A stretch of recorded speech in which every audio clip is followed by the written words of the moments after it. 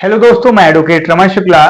आज हम आप लोगों को मिलवाएंगे एक ऐसे स्टूडेंट से जिन्होंने अपने कैरियर में काफी सेंट्रल और स्टेट लेवल के एग्जाम दिए और उसे क्रैक भी किए। उन्होंने यूपीएससी के 4 अटेम्प्ट दिए हैं। तो चलिए आज हम मिलते हैं अपने इस वीडियो में विशाल कश्यप जी से। स्वागत है Vishal Kashyap ji. Thank you so much आपको मतलब मेरे को इनविटेशन देने के लिए। And I am very thankful to you कि आपने मुझे इस काबिल समझा और मेरे साथ आप वीडियो रिकॉर्ड कर रहे हैं, जो कि मैं समझता हूँ कि स्टूडेंट्स के लिए भी हेल्पफुल हो। तो thank you so much sir. देखिए देखिए स्टूडेंट्स, आज आपके सामने उपस्थित हैं विशाल जी। और भारत में काफी सारे बच्चे जिनका ख्वाब होता है आईएएस बनना, वो दिल्ली आते हैं या फिर इलाहाबाद जाते हैं यूपीएससी की तैयारी करने। तो यूपीएससी की जर्नी एक आसान जर्नी नहीं होती, काफी परेशानियां हर एक स्टूडेंट को, हर विद्यार्थी को झेलनी पड़ती हैं। तो आज हम सर से, जो मेरा पहला क्वेश्चन है यही रहेगा कि सर आपने अपने यूपीएससी जर्नी में कौन कौन सी समस्याओं का सामना किया और जो कि सारे बच्चे करते हैं, और उन समस्याओं को कैसे टैकल करें, आज हम आपसे जानना चाहते हैं। जरूर सर, जरूर। ये थैंक यू सो मच कि आपने मेरे से ये क्वेश्चन पूछा, क्योंकि ये एक ऐसा क्वेश्चन है जो कि हर एक स्टूडेंट फेस करता है दिक्कत है, चाहे वो किसी भी बैकग्राउंड से आता हो, चाहे वो मिडिल क्लास से हो या अपर क्लास से हो, डजेंट मैटर। बट हाँ, मैक्सिमम जो स्टूडेंट प्रिपरेशन करते हैं वो मिडिल क्लास से हम बोल देते हैं जनरली, बट प्रिपरेशन तो अधिकतर लोग सभी करने लगे हैं आजकल। तो आपने जैसे कि पूछा कि क्या चैलेंज आता है इसके अंदर में, सर मैं मानता हूँ इसके अंदर जो सबसे बड़ा चैलेंज है वो ये है कि आपका फैमिली सपोर्ट। मान लीजिए कि आप यूपीएससी करना चाहते हैं या किसी भी अदर एग्जाम की आप प्रिपरेशन करना चाहते हैं, whether it is SSC, CGL, CHSL और स्टेट पीसीएस या एनी अदर एग्जाम, तो आपको सबसे पहले फैमिली सपोर्ट होना बहुत जरूरी है।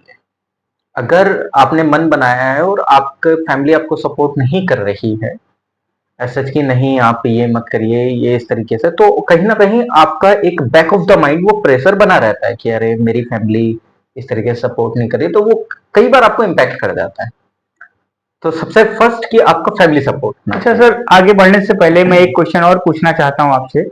चलिए ऐसा मान लेते हैं कि अगर फैमिली सपोर्ट आपको कम है और आप अदर कोई सोर्स ऑफ इनकम खोज रहे हैं, तो क्या इससे हमारी प्रिपरेशन पे, तैयारी पे कोई असर पड़ता है? देखिए, देखो, फैमिली सपोर्ट ये नहीं कहूंगा कि वो फाइनेंशियली भी हो सकता है, एक मेंटल सपोर्ट भी होता है। कई बार क्या होता है कि यूपीएससी प्रिपरेशन करने वो लोग भी आते हैं जो कि ऑलरेडी सर्विसेज में रह चुके होते हैं, वो अपना बैकअप लेके आते हैं। तो ये एक वन काइंड ऑफ सपोर्ट होता है, मेंटली सपोर्ट, कि हाँ चलो अब आपने एक जॉब ले ली है और अब आप तैयारी करना चाहते हैं, आप तैयारी कर लीजिए। एक इसके अलावा स्टूडेंट वो होते हैं जो कि ग्रेजुएशन कर रहे हैं और वो ग्रेजुएशन के दौरान आ गए, तो वहां पे एक फाइनेंशियल सपोर्ट चाहिए होता है। अब सर बहुत बार क्या हो जाता है, जैसे मैं भी एक मिडिल क्लास फैमिली से बिलोंग करता हूँ, तो देखिए यूपीएससी या कोई भी अदर एग्जाम आजकल इतना ज्यादा कंपटीशन हो गया है कि अनप्रिडिक्टेबल टाइप से चीज हो जाती है। ऐसा नहीं कि अगर आपने तैयारी करी है और आप उसको क्वालिफाई नहीं कर पाए तो मतलब ये नहीं कि आपने मतलब पढ़ाई नहीं है कुछ। देखिए कई बार बहुत सारी चीजें मैटर कर जाती हैं कि आपका नहीं एग्जाम क्वालिफाई कर पाया, बट इसका मतलब ये नहीं कि आपने तैयारी नहीं करी।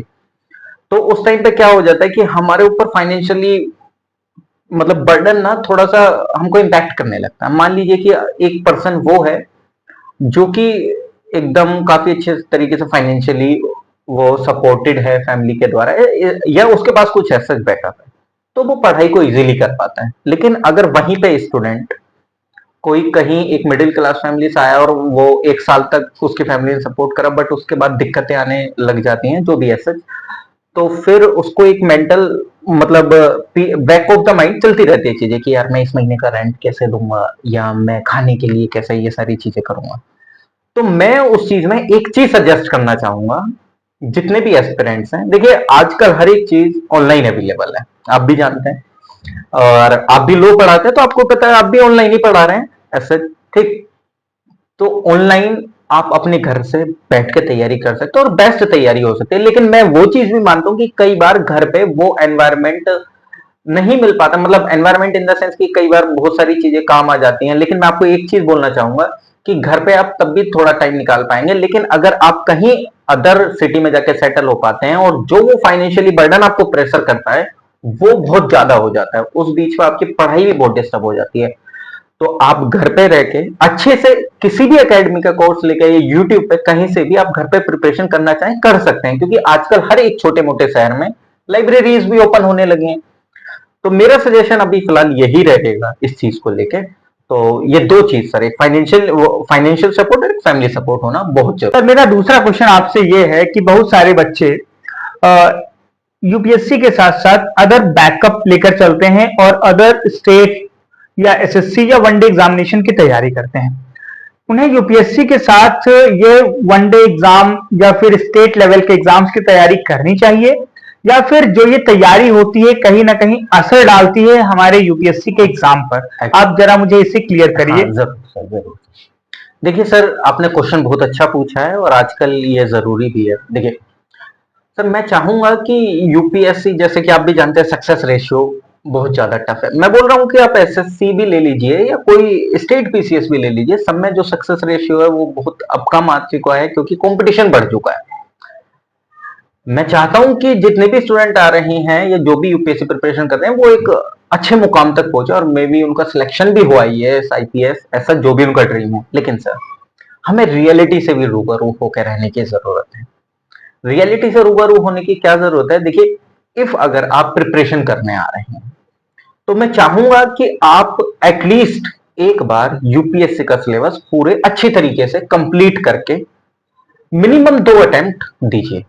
अगर आपने मन बनाया है तो पूरा सिलेबस फिनिश करा और बहुत अच्छी तरीके से डेडिकेटेडली होके आपने 2 अटेम्प्ट देने हैं।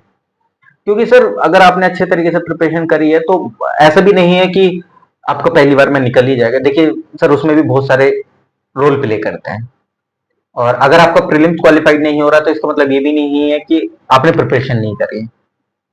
कई बार ऐसा भी होता है कि एक स्टूडेंट बहुत तगड़े तरीके से प्रिपरेशन करता है लेकिन उसका नहीं हो पाता है। तो इसलिए मैं बोल रहा हूं कि एटलीस्ट आपको 2 अटेम्प्ट देने हैं डेडिकेटेडली।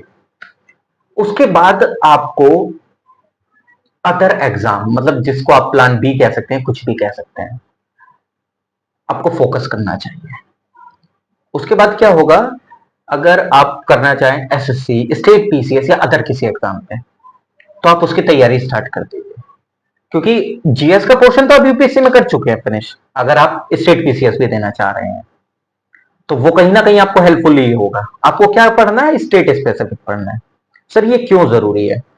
देखिए सर, ठीक है, वो अच्छी बात है कि हमारी इच्छा होती है कि हमको आईएएस बनना है, आईपीएस बनना है, आईएफएस बनना है, लेकिन सर हमें रियलिटी से रूबरू रहना चाहिए। मान लीजिए, एक बार को मान लेते हैं कि हम कोई एक स्टूडेंट आता है, उसका सिलेक्शन नहीं हो पाता है और उसके अटेम्प्ट भी एग्जॉस्ट हो जाते हैं और उसके ऊपर फैमिली डिपेंडेंट है और कल को उसकी शादी भी होगी, ऐसा नहीं है कि नहीं होगी, तो सर उस टाइम पे बहुत ज्यादा दिक्कतें आ जाती हैं। हमें, मतलब हम एक ऐसे समाज में रहते हैं जहां पे तवज्जो नौकरी को दी जाती है, और मैं चाहता हूं कि वो दी भी जानी चाहिए।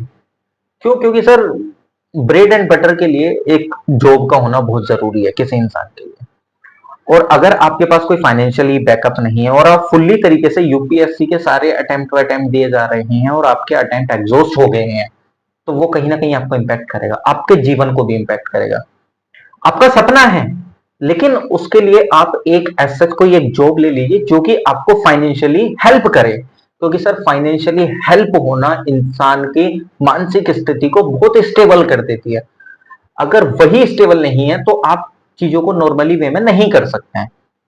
तो इसलिए आपको प्लान बी चाहे या कोई भी, मतलब जो भी आपको सोचना है, बट मैं चाहूंगा कि 2 अटेम्प्ट एटलीस्ट आप अच्छे से दीजिए और उसके बाद आप किसी अदर एग्जाम में लग जाइए, और जब आप उसका सिलेक्शन ले लें तो फिर दोबारा से आप यूपीएससी को अच्छे से दे सकते हैं, कोई दिक्कत नहीं है। तो ये मेरा स्टैंड था इस क्वेश्चन पे। एक क्वेश्चन मेरा और भी है। हाँ जी सर। जैसे कि आपने एसएससी के एग्जाम दिए हैं और एसएससी के एग्जाम से कुछ अलग होते हैं यूपीएससी के पैटर्न से, क्योंकि देखिए अगर आप स्टेट पीसीएस दे रहे हैं या स्टेट का एग्जाम दे रहे हैं, चाहे वो यूपी पीसीएस हो या एमपी का हो स्टेट एग्जाम, किसी भी स्टेट का हो, तो कहीं ना कहीं वो यूपीएससी के सिलेबस से मैच करता है। एग्जैक्टली सर, मैच करता है, बट एसएससी का सिलेबस काफी ज्यादा अलग होता है यूपीएससी से। तो क्या बच्चों को एसएससी की तैयारी करनी चाहिए, क्योंकि काफी ज्यादा बच्चे यूपीएससी के एसएससी की भी तैयारी करते हैं। तो ये आप बिल्कुल मुझे क्लियर करते चलिए, क्या सर एसएससी की तैयारी हो सकती है यूपीएससी के साथ? देखिए एसएससी का भी आजकल जो है ना कंपटीशन वो काफी हाई हो चुका है और उनकी कट ऑफ भी काफी हाई जाने लगी है। तो ऐसा नहीं है कि एक दिन का यूपीएससी नहीं हो पाए वो एकदम से एसएससी निकाल लेंगे। उसके लिए भी देखिए हर एक एग्जाम आपसे मेहनत मांगता है और हर एक एग्जाम का अलग पैटर्न होता है, अलग सिलेबस होता है। लेकिन लोगों का एक माइंडसेट हो जाता है सर कि अगर आपने यूपीएससी की तैयारी करी है तो आप कोई भी एग्जाम निकाल सकते हैं, जो कि गलत है। हर एक एग्जाम की अलग अलग रिक्वायरमेंट है। एसएससी में आपको मैथ काफी अच्छे से आना चाहिए, रीजनिंग अच्छे से आनी चाहिए, इंग्लिश अच्छे से आनी चाहिए और जीएस भी। ऐसा नहीं है कि अगर आपने यूपीएससी की जीएस पढ़ी है तो आप एसएससी की जीएस को टैकल कर पाएंगे, नहीं।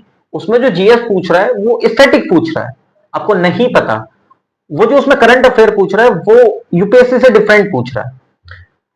तो यूपीएससी के बाद अगर आप एसएससी प्रिपरेशन करना चाहते हैं तो उसमें भी एटलीस्ट आपको मतलब आप यूपीएससी में सीसैट के लिए प्रिपरेशन करते हैं और आजकल सीसैट का पैटर्न भी बदल गया है। तो मैथ्स की प्रिपरेशन भी काफी अच्छे तरीके से कर रहे हैं सब स्टूडेंट, क्योंकि जिस हिसाब से 2023 का पेपर आया, ठीक, या 2022 का पेपर आया सीसैट का, तो बच्चों ने, मैंने देखा कि एसएससी के टीचर्स का कोर्स लेने लगे हैं। तो वो कई बार बेनिफिट कर जाता है कि अगर आपने सीसैट को अच्छे से करने के लिए एसएससी का सिलेबस कर लिया है मैथ्स का, तो जब आप एसएससी का एग्जाम देते हैं तो तब वो आपको बेनिफिट करता है। तो एसएससी का मैथ्स अगर आपने अच्छे से पढ़ लिया तो आपका सीसैट क्वालिफाई होने के भी चांसेस बढ़ जाते हैं, क्योंकि जिस हिसाब से वो जो उसमें क्वेश्चन पूछता है ना, तो एसएससी में ऑलरेडी वो वाले क्वेश्चंस आपको दिख जाते हैं, ठीक। तो अगर आप एसएससी की प्रिपरेशन करना चाहते हैं तो आपको उसके लिए भी थोड़ा डेडिकेट होना पड़ेगा, 5 से 6 महीने एटलीस्ट आपको देने पड़ेंगे, इफ अगर आपने मैथ्स एसएससी की ऑलरेडी सीसेट के टाइम पे कर लिया है, रीजनिंग कर लिया है। तो इंग्लिश वगैरह ये सब पढ़ना पड़ेगा, क्योंकि उनकी भी कट ऑफ आजकल 140 150 इस तरीके से जाने लगी। सर मेरा ये एक पर्सनल क्वेश्चन है, क्योंकि मैं बच्चों को लॉ पढ़ाता हूं और मैं अपने एलएलबी के बच्चों के लिए एक क्वेश्चन पूछना चाहता हूं, क्योंकि आप जानते हैं कि मैं एक एडवोकेट हूं, मेरा झुकाव एलएलबी के बच्चों की तरफ काफी रहता है।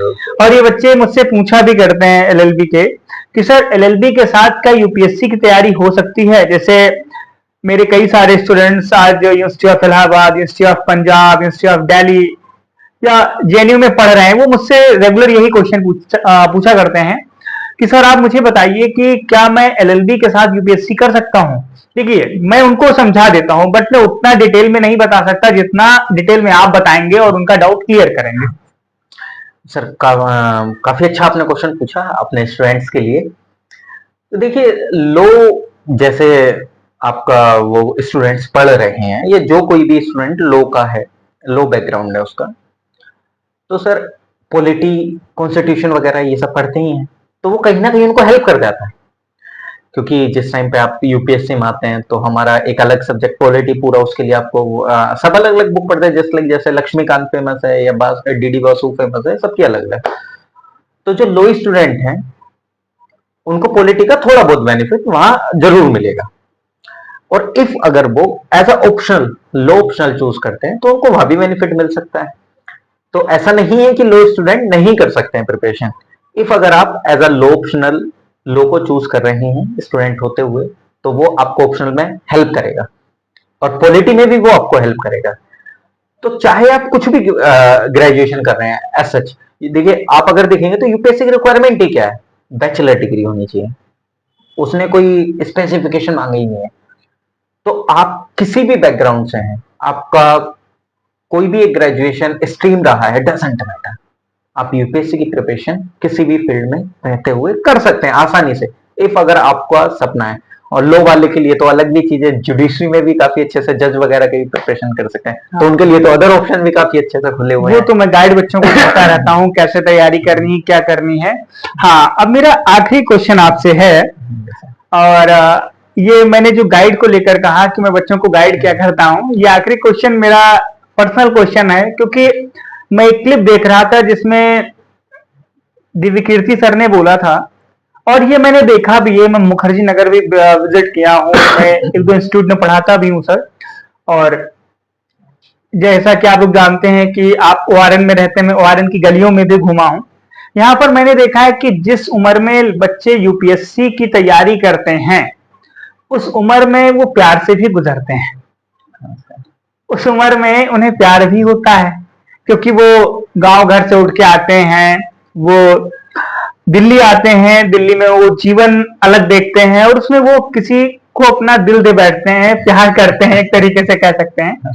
तो जैसे मैंने आपसे पूछा कि वनडे एग्जाम की तैयारी यूपीएससी के साथ हो सकती है कि नहीं हो सकती, वैसे मेरा एक क्वेश्चन और भी है कि क्या प्यार और यूपीएससी एक साथ हो सकता है? क्योंकि एक यूपीएससी की लाइन है, मेरे एक दोस्त इस समय आईएफएस है, वो बोला करते थे कि यूपीएससी कोई भी सौतन नहीं मांगती, यानी यूपीएससी कभी भी अपनी सौतन बर्दाश्त नहीं करती है।